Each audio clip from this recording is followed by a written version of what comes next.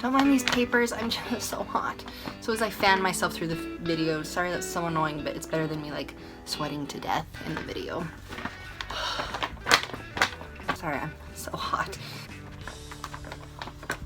I'm starting to sweat. I've been wanting to do a video about surviving miscarriage. At this point in the story, we had suffered 2 miscarriages through IVF. To sacrifice so much just to be told, yes, you're pregnant, like what we'd been working so hard for, but then to have that taken away from us, it was absolutely crushing. I want to talk about how I survived my miscarriages. This part of my life was probably the darkest thing I'd ever been through. I don't know if people watching may think, yeah, you didn't care if your baby's for that long, so it's not the same. But I think in the end, even if you never get pregnant and you've gone through IVF, even if you've never gone through IVF and you never get pregnant, loss is loss. Every month that you try to have a baby and you don't have one, or you lose your baby anywhere in the cycle, it's grief, it's suffering. And so I'm not telling anyone how they should do it. I'm not a doctor or a psychologist. This is just how I survived it. And the thing is that with this next IVF, we are about 7 to 8 weeks out from starting our treatment. And the honest truth is it may not work. And so I may myself use this video for future reference on how to cope with the loss. So first of all, I noticed that Stuart and I were grieving differently. I personally wanted to just hide in a hole and just turn on my favorite movies, cuddle up with a blanket, eat all the Oreos I could shove into my face and just hide.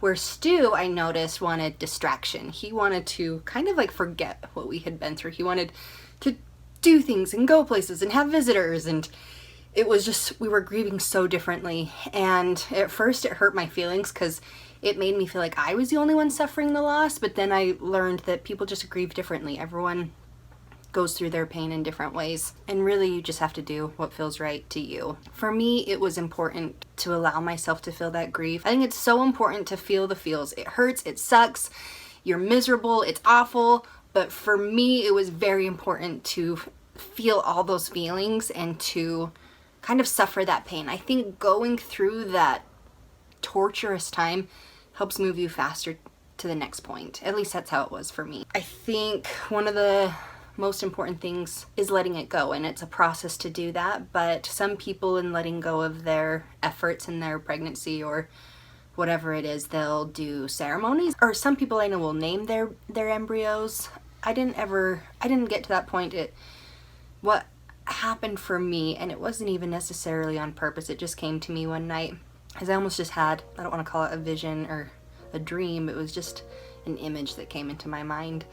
But I saw myself outside, and I was holding my little baby boy, and he was swaddled up all nice and tight, and he had a lion's mane of dark hair, and I was holding him, and the sun was setting, and there was a slight breeze in the air, and I was just rocking him back and forth, and the cake cut in this moment knew that the baby had to leave, that I couldn't hold this baby forever.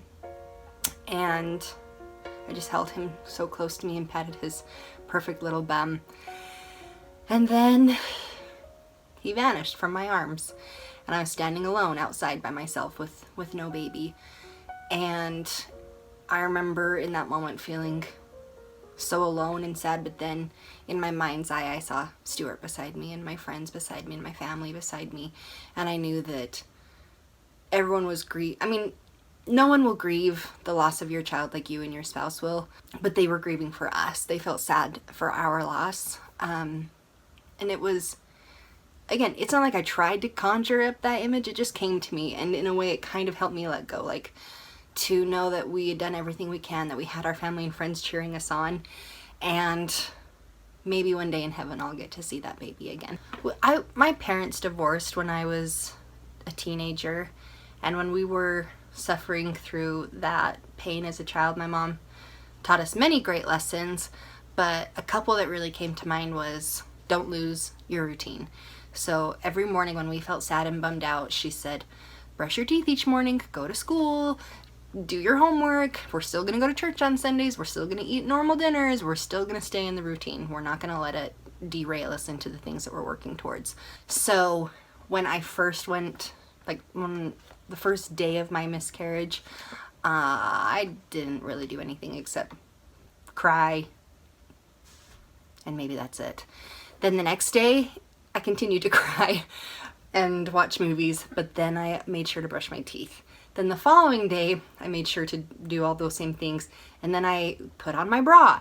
So it was like, it took like several weeks before I could even put makeup on again. These daily tasks that were so normal felt like mountains in front of me, and I'm like, how in the world can I do laundry? Like, that is, my body just couldn't function. So it was just baby steps getting back to my normal routine.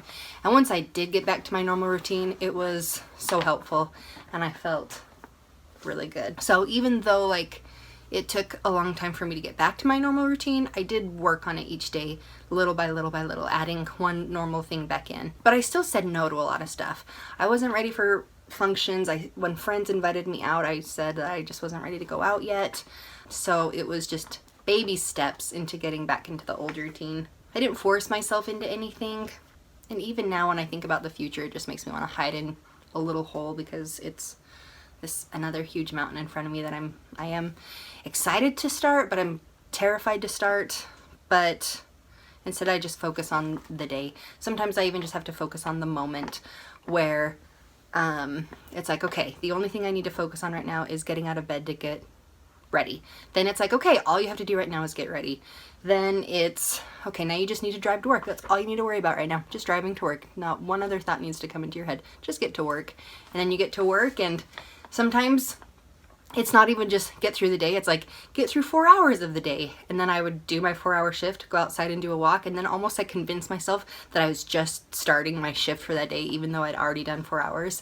And somehow telling myself, you're just doing a 4-hour shift, like, felt way easier than saying, you've already done 4 and you have 4 more to do. So it was seriously getting through the moments, getting through the days, to just let my body and my mind and let time heal itself. One of the other tips my mom gave me when I was a teenager was to have a happy thought. It's just something to look forward to, even if it's just that in 2 days from now it's Friday, or maybe you're having dinner with your friends in a couple weeks, or maybe it's that you get to go home and watch your favorite show tonight. Whatever it is, have a happy thought, something that you have to look forward to in your life, something good that you know is coming your way and you can feel excited about. I read somewhere that the cure for anything is saltwater, sweat, tears, or the sea. Obviously, I cried my eyes out. We ended up going up to the ocean, and that felt so healing. I don't know if it's the sound of the ocean. It was very soothing. And then once I was finally ready, I started working out again. And the first thing I did was Zumba. And it was fun. They give you, bells and things to make music with, and it felt so good to have my body moving again, and to feel like such gratitude for my body for what it could do, and that I could enjoy this workout, that I, again, cried during the workout. It's so easy to beat yourself up mentally. It's so easy to do. It's so detrimental to your health and to your quality of life. I think it takes a lot of courage after going through failed treatments to say, hey, I'm amazing. But the thing is, you just sacrificed everything you could for your children. Even though you may not have your children with you, you gave everything you could to them, and that is pretty amazing, and you should be patting yourself on the back. So when you want to feel guilt, when you want to feel blame for all the things wrong in your life, don't let yourself do it. Be so kind to yourself. Be so kind to your heart. Be kind to what you've been through, what you've put up with. Like, that takes so much courage and so much strength, and you really, really need to be loving to yourself right now. And I think you should talk to yourself the way you would talk to a best friend. You would never say to a best friend who just went through a failed infertility treatment, yeah, you kind of suck. How do you feel about that? Like, you would never do that, so don't say that to yourself. Remember, you are not defined by your infertility. I am Keika. I am not infertile Keika. I am Keika who is, most of the time enjoys being joyful. I'm the wife to Stuart. I like baking.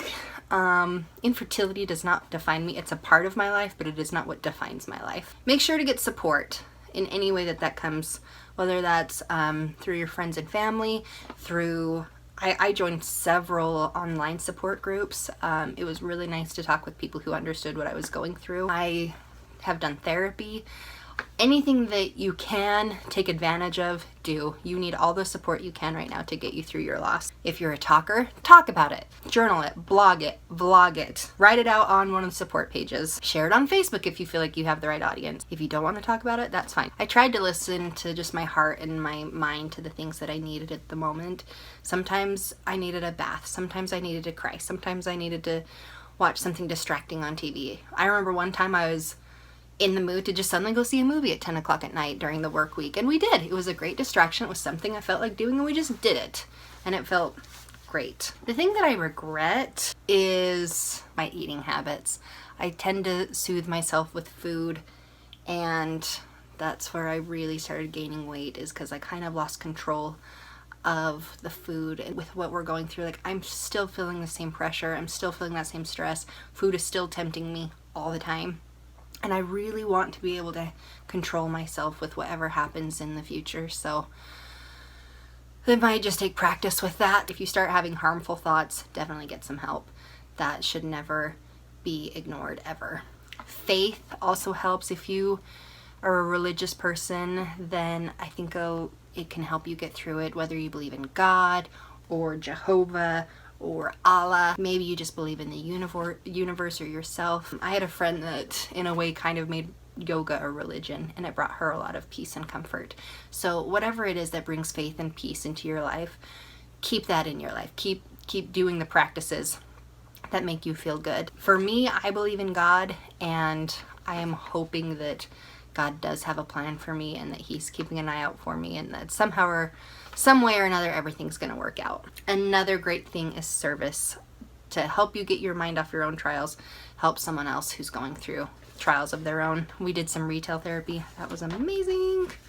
We didn't have a ton of money, so it was just little things, like I got a pair of Converse shoes and some shirts from Target. After everything I'd put myself through, I felt like I deserved a little reward. One of the biggest things is don't give up hope. One of my friends once told me, in one of her therapy sessions, the therapist said to her, "I know this isn't the life that you chose, but that doesn't mean that this life can't be wonderful. It can still be absolutely beautiful. It can be more than you thought it would be, even if it's not what you ever picked or wanted.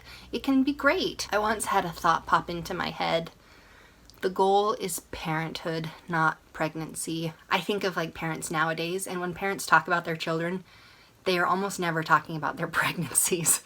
Even though that's amazing and they're, I'm sure, so happy to have had those experiences, they are talking about when that child turned 5 and the funny thing that this kid did, and look at them, they're 10 years old or going into high school or whatever it is. Like, they're not talking about pregnancy, they're talking about the memories and experiences that they're having with that child right now. So I have to remember the big picture, and the goal is parenthood.